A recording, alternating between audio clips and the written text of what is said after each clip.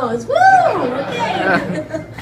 God bless the internet. Okay, good. So listen, I wanted to say a few things for you great people that showed up tonight. This is my very first kind of like a pilot exhibition, and I am so touched, and really I'm genuinely touched that the Chuck Jones Gallery has invited me to be here tonight. Chuck and I, just to say a few words about this, my relationship with Chuck and his family, and now the extended family of the people that run this place. Chuck and I got to work together very late in his life. He had done an internet show called Timberwolf, and a lot of you probably are maybe familiar with it, but it was a little short-lived series, but he cast me in this part. I was Earl the Squirrel, that I think might have been related a little bit perhaps to Bart, but he did things like that, and it just was such a pleasure working with Chuck. And from what I've read about him and reading his own autobiographies, he was an incredible family man.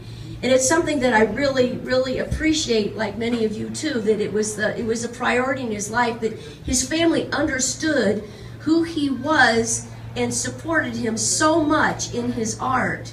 And if there's anything that I really recognize is that we need more artists on this planet. And I honestly feel like it's the artists that make the difference. It really is, that we're the ones that influence the culture through what it is that we do. We can lower the standards of the culture, and we can also lift up and give hope and inspire people. And if I've done that at all with some of the works through whimsy or through a message in the pieces that I've done, then I feel like I've done my job.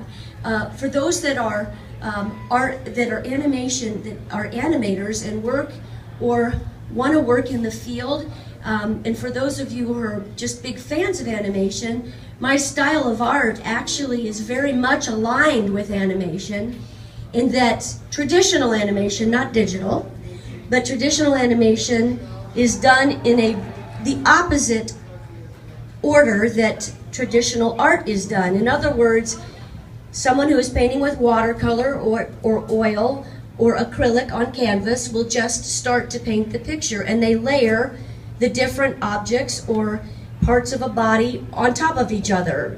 Do you follow? So in animation art, what I did, when you look at these, what you're doing is actually looking through a 1/4 inch of acrylic.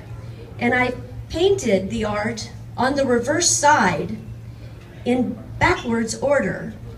So the pupil of the eye will come before the cornea of the eye.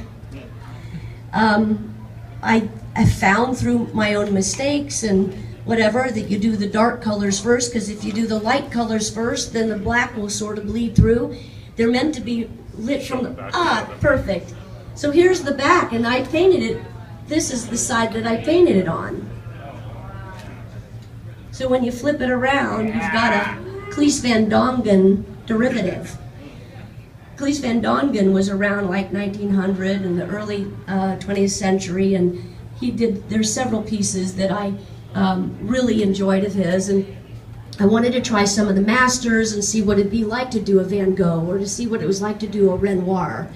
And then I thought, wow, this is perfect for pop art. Let's see if I could master a Andy Warhol.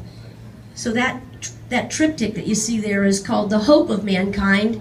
You'll have to take a look. I'll give you a hint. Look at the last one, and if you can find some hope in there, that was my purpose, is to give you a little bit of hope. Anyway, that's kind of my story. I love artists, and I am so glad to be here, and thank you guys so much for showing up. Yeah.